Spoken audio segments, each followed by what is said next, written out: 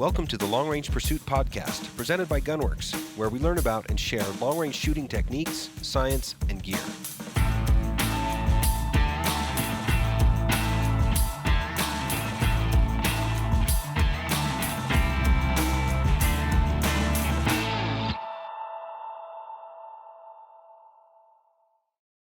Okay, well, we're back with another episode of Long Range Pursuit Podcast. We got Josh Moore. You are the engineering manager, right? So leading up some of our engineering group, which is a pretty healthy side of our business. Yes, it's very healthy. Do you know how many engineers we've actually got on staff right now? We've got 2 on the Gunwerks side, Yeah. and we've also got a draftsman, and then we just hired a new engineer. 2 plus you on the Gunwerks side, right? Plus me, yeah. It's part of that was kind of the deal with the job was yeah. I have to do the design a little bit stuff of both. still. Yeah, so, right.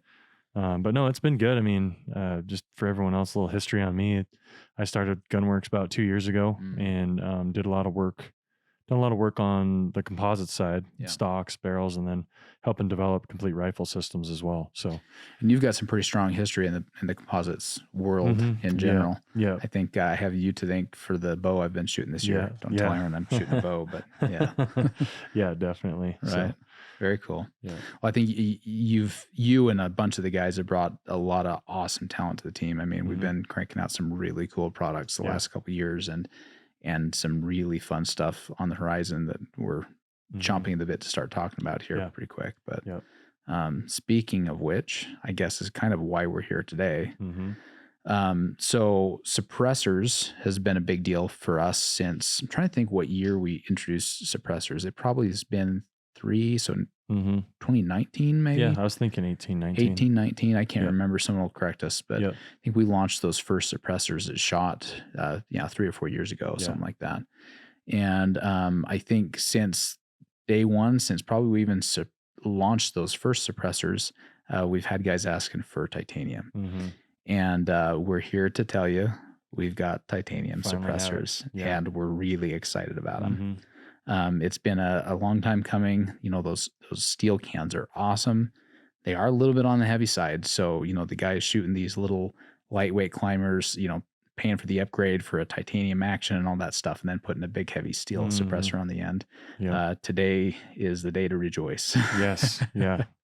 Yeah. I actually just came from the range today, just trying out all these titanium suppressors and they're awesome. Like, and you hit the nail on the head there. Like the steel it's a lot of weight hanging out there on the end of your barrel, and these cans they shoot, and they're lighter. I mean, it's you're getting the most bang for your buck performance wise out of these cans. Absolutely, all the way. So I mean, really, I think the very bottom line is titanium, and it's kind of the same story with the actions for years. You're giving up zero performance, steel versus titanium, right? So you're getting exactly the same result with a steel or a titanium can. It's just right about 40% lighter. At least the properties of titanium in general are right about 40% lighter than steel. So that's a major improvement. I mean, I think, you know, I do a lot of backpack hunting. I'm kind of an ultralight nut, and so like this, I'm really excited about this topic. But to be able to cut 40% out of like my sleep system, or 40% out of, you know, of water you're packing, anything that you're packing is huge, right? And it almost always comes with a cost premium, right? And there's reasons for that. We'll dive into why titanium just costs more. But for the guys that are serious about cutting some weight, this is one of the probably the easiest ways to do it in your rifle system. And like you say, typically there's this trade-off. It's you make something lighter and you're giving up a lot. Yeah, you're giving up feature. Right. That's something, feature, functionality, durability, something like that. But with titanium, its cost is all it is. Yeah. Well, do we want to talk a little bit about kind of the background on building them? And it's relatively straightforward story, I think. You know, sourcing some titanium, machining some titanium. There's maybe some things there, but I mean, just titanium in general, it's not an easy material to work with.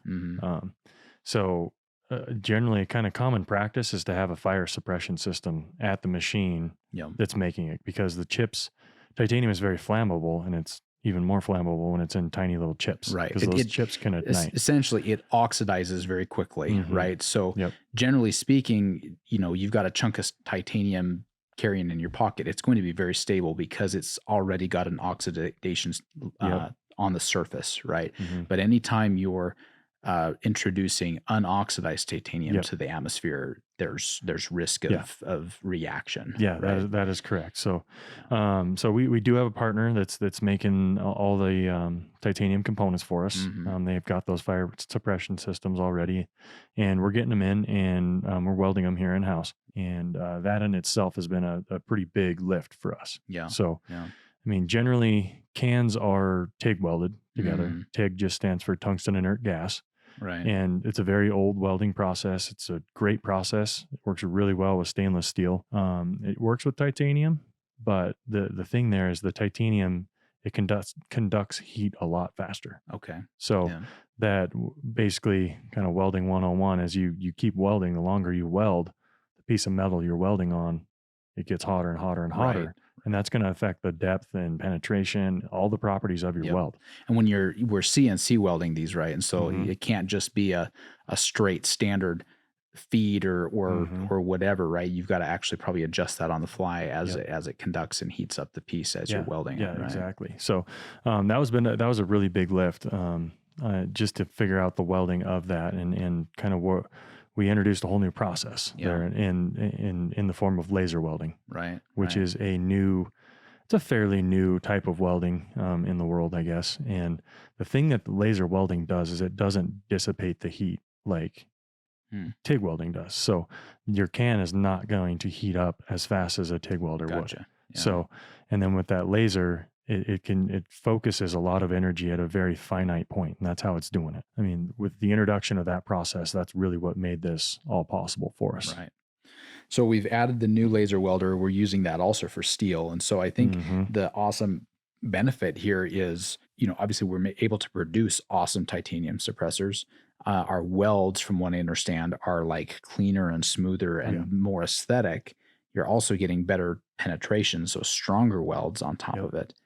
And it's actually a more efficient process for us. I mean, this is literally like in the world of manufacturing and just in the business world in general, this is like the perfect storm of win stacked on top of each other, all the way down to the customer, because at the end of the day, it's more efficient for us to build these. And so you're going to start seeing our titanium or our steel suppressors actually a reduction in price on our steel suppressors because it costs us less to build them, even though it's a far better product at the end of the day.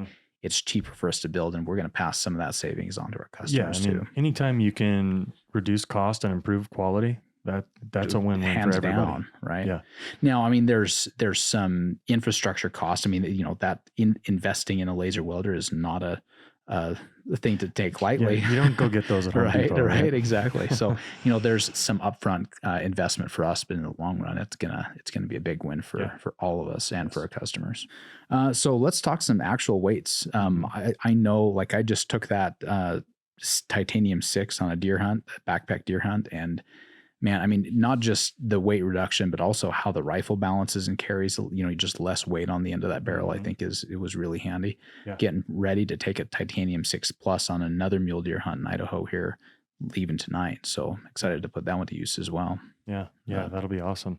Yeah. I mean, as far as weights go, I mean, there's some pretty big wins just comparing our stainless steel line to our titanium line. So, I mean, I can run through the quick numbers. Basically the 6 TI, 6.9 ounces, the 6 Plus, 7.3 ounces, the 8 is 9.5 ounces.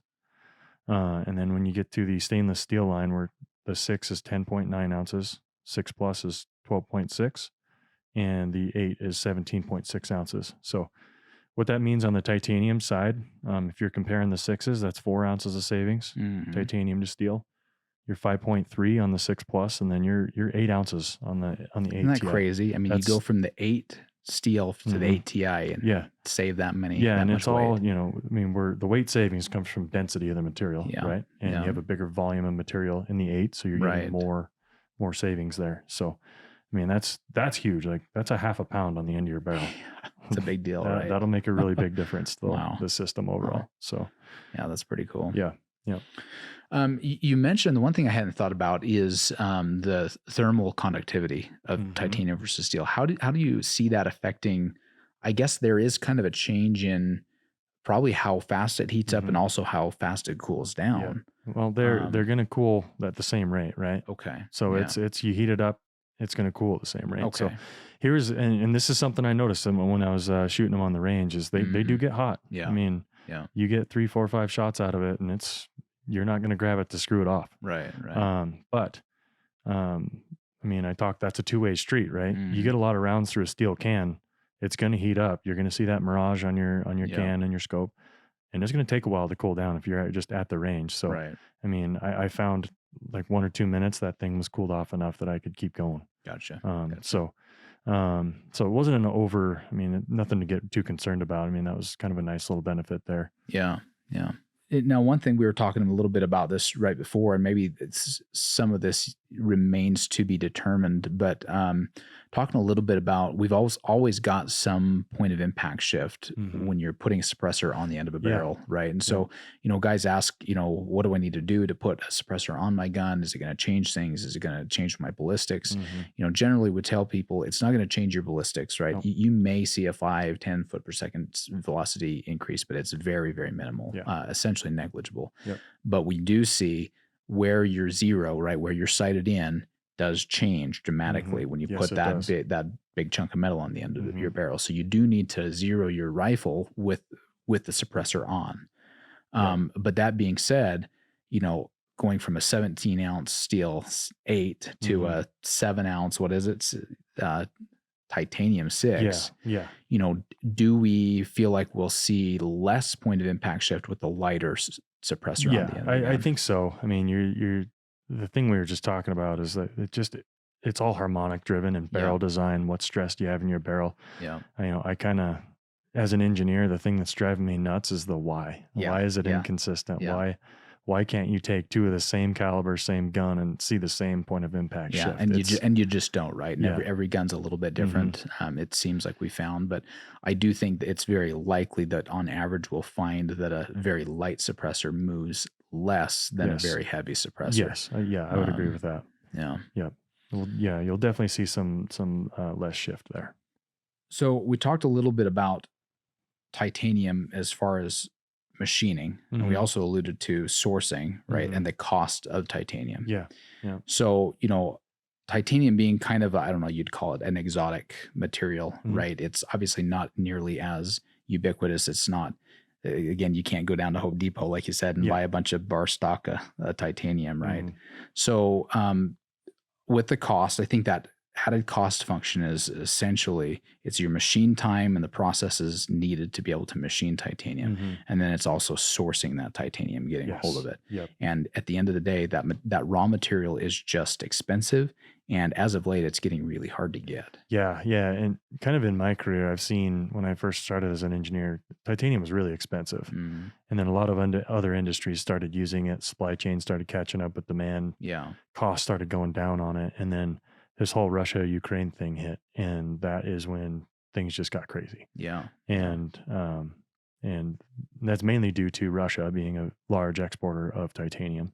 And when that all started, that stopped. And I remember right around that time, January, February, earlier this year, we had vendors telling us that they were year and a half out on raw material. And it was just crazy. It's definitely provided some challenges on our side.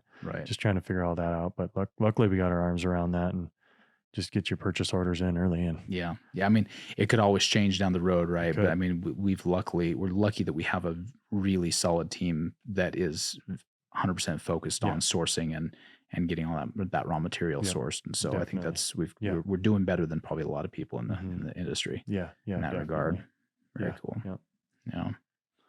What about sound suppression and testing? I mean, this is one that always comes up. The first question guys ask is, what's your decibel rating on this suppressor, that suppressor? And, I think we've really tried to help people understand that if people are giving you a number, they're probably lying to you because sound testing, in my experience, and you can dive deeper into this, but is so subjective, and really it's not subjective, but it's there's so many variables that it's essentially impossible to measure in any kind of reliable way that's relevant to everybody, right? Because every rifle and every barrel length and every cartridge and every powder charge that you're putting in behind a bullet is going to change basically how that suppressor. Yeah. I mean, when it comes to measuring sound, it is a very complex subject. There are doctorate level professionals out there that do this for a living. Yeah. And,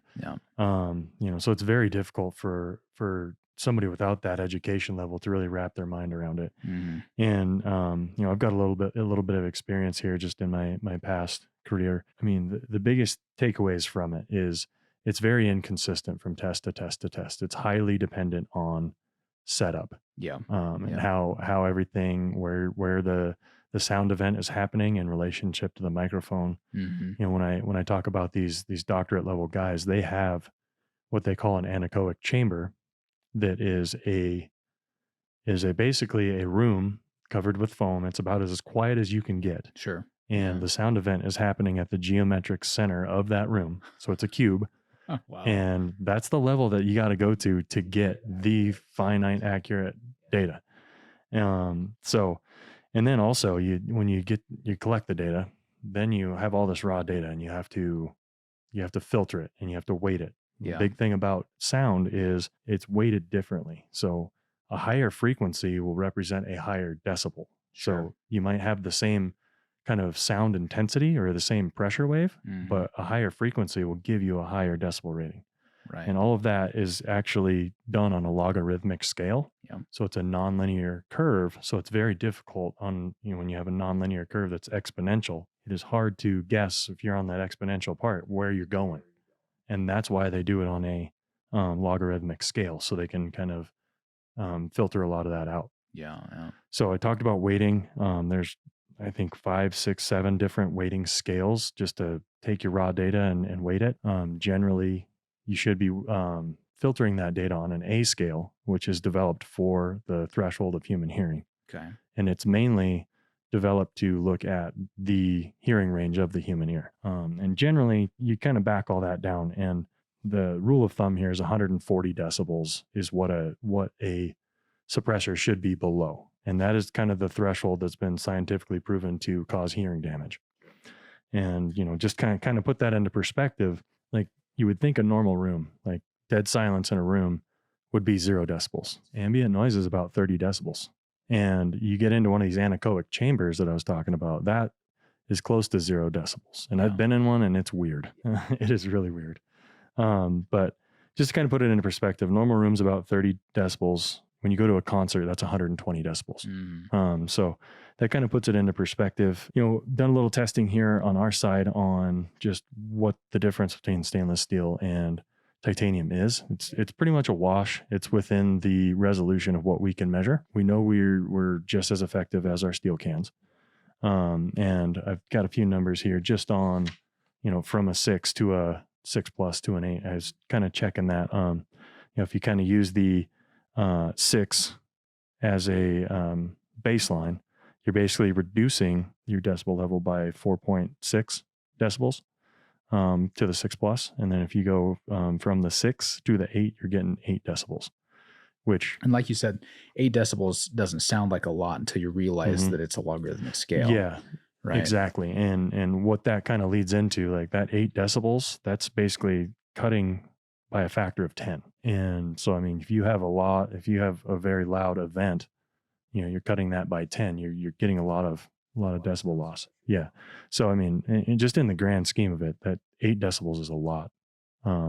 Like basically your perception, like the perception of your ear. So, and anybody that's shot the 6 and the 8 comparison, right? I mean, when we built those and launched those 2 suppressors, they were intended to be kind of the 2 far ends of the spectrum. Like, how small, how light can we push a suppressor and still be good enough, right, for hunting, right? So that 6, typically you're not just going to go put a bunch of rounds through a rifle for fun. but it's the kind of thing where if you're out hunting, you're not going to worry about taking a shot or two with that 6. Yes. Right? Yeah, you are correct. Then on the far end of the spectrum, the 8 is like as big and unwieldy as we can basically possibly push a thing, right? How big is the limit to gain the absolute maximum amount of suppression we can out of that can? So that's kind of the two ends of the spectrum. What we've alluded to, but haven't really talked much about, is this 6 Plus that we're now launching at the same time with these titanium cans, which is awesome. Yeah. The 6 Plus is a great can. So just for the listeners, basically a 6 Plus is our 8 design in a 6-inch configuration. So our 6 has a smaller diameter, 8's a little bit bigger. Yeah. And we're basically taking the same parts from that, just a couple less baffles in the can itself. Yeah. But basically, and maybe correct me if I'm wrong, but my understanding is, at least at a very high level, the efficiency of your suppressor is a function of the volume of inside that can. Yeah. Right. I mean, so if you think about it, you have a volume of powder in your casing. Yeah. And then that powder burns and expands to a larger volume. And that's basically what a suppressor is doing, is it's taking that volume of gas and kind of, instead of all of it exiting the muzzle at one time, it's taking that and kind of dumbing it down with each respective baffle. Yeah. Slowing those gases down, right? Because the sound is a function of movement, right? Those gases moving and creating sound waves coming out of the barrel. It's a pressure wave is essentially what sound is. Right. So what I'm hearing, and having tested it and just knowing qualitatively how awesome that 6 Plus is that right? And did you guys say 2 decibels? Yep. Basically within 2 decibels of the 8, yes, right? That is correct. Yeah. So you're very, very close to the performance of the 8, but basically the same length as a 6, and pretty close to the same weight as a 6. Yeah. Too. Yeah. That is correct. Yeah. I mean, we all love shooting an 8, right? Yeah. Like right. those things it's just are dreams. nice. Yeah. I was just shooting that 6 Plus, and it is a great shooting experience. Yeah. And it truly is the best of both worlds. Mm-hmm. I mean, just as far as shot experience, what you experience from muzzle rise and spin up torque, it mitigates most of that. Right. And I would equate it. It's a lot closer to the 8 than the 6. Yeah. I think those 2 definitely have their places still, but I think we're going to see a lot of guys gravitating towards that 6 Plus, because it really is that sweet spot. Yeah, it is. Right in between. Yep. Well, I think we've pretty much covered all of it. We dove right in, not a lot of beating around the bush, but those cans have been on the market. We've been selling them and had really great luck for a while. I think it was perfect time to bring those titanium cans. I think a lot of us are excited about that. Yeah. I think one of the last questions we get a lot of is guys asking, how does it affect accuracy with my rifle? That's a tough question to answer, but I guess any thoughts from an engineer's perspective on that? Yeah. I mean, my personal experiences here is I consistently see tighter groups. So that tells me precision goes up. Right. And our customers have to be seeing the same thing. I mean, and really I equate it to better recoil management and just more confidence in the shot. Yeah. Especially when, I have a bigger caliber on the gun. I always catch myself, while I'm executing that trigger pull, just like kind of almost anticipating it when you get into some of those bigger 30 cals. I don't have that with suppressors. I know it's not going to hurt. I know it's going to be a great experience. And I just have a lot more confidence there. So kind of more attributable to the human element, like the shootability side of it, than the actual intrinsic precision capability of the system is kind of where you point it. Yeah. I think my answer has usually been you're almost definitely not going to see a degradation in precision, right? It's going to maintain. If anything, it's going to be the same or better. Yeah. But I don't think I've ever seen a rifle open up, with a suppressor added on.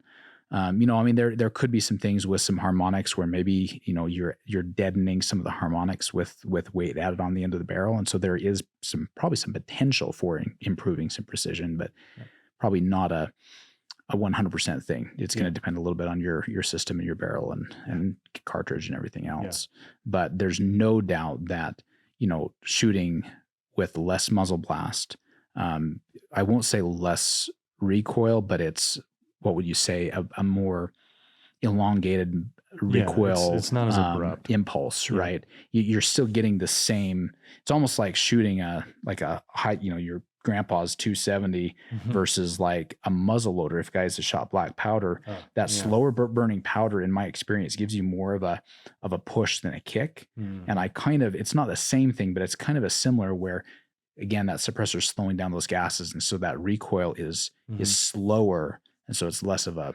sharp punch to your shoulder than just kind of a nice push. Yeah, and I equate it to, it's a very finite event when a gun goes off. It happens fast. And really, the way I see it is suppressors just kind of break that finite event down into a bunch of segregated events. And then touching on, getting your kids behind the gun and your wife behind the gun, people that have developed a flinch because they've been shooting big guns that kick hard over the years, like the benefits there are hard. It's immense. They're hard to beat. For anyone out there that hasn't tried a suppressor, you got to do it. And I guarantee you're going to want one and you won't go back. It just takes some of the not so pleasant parts of shooting a rifle and makes them all better. It really does. So, that would be my challenge to our customers. Just try one. And then if you like it, call Gunwerks and buy one. So, that's where a lot of guys are asking, I think the big question is, how do I do it? Right. It's a scary, daunting process. Are they legal in my state? How do I put it on my gun? But also, how do I get one? How can I legally own one? And it sounds scary. You've probably read all these things about all the tax stamp applications and fingerprints you got to do, but really, ultimately, it's not that bad. The biggest thing is just pulling the trigger. And what you do is, it's kind of a backwards process, but you buy the suppressor first. You can't walk out with it, but you pay for it. You order it, right? And that's whether you're buying it from Gunwerks or from your dealer down the street. You walk in, you pay for the suppressor, and then you work with your dealer to submit your tax stamp application for that. And so if you'll call in to Gunwerks, and we're selling these titanium suppressors now. So give us a call, hop on the website. But essentially, you're gonna make that order, and we're gonna ask you, if you're in a different state, where's a suppressor dealer close to you that you'd like to work with, and we'll basically ship that suppressor to them. And at that point, they'll work with you to get your application, the paperwork filled out and submitted to the ATF to get your tax stamp. Yeah, and correct me if I'm wrong, we do that here in Cody as well. We do it here if you're a Wyoming resident, right? Yeah. So the challenge is that that can't be done across state lines. Yeah. And so you have to work with a dealer that is in your state of residence. Yeah. And so if you're a Wyoming resident, then come on in and we'll get you taken care of. And if you're somewhere else, then give us a call. We'll get it shipped to someone close by, and they'll, take care of you from there, basically. Yeah. So anyways, I think that's it. Yeah. Yeah. Hop on, take a look at it, guys, and get one ordered.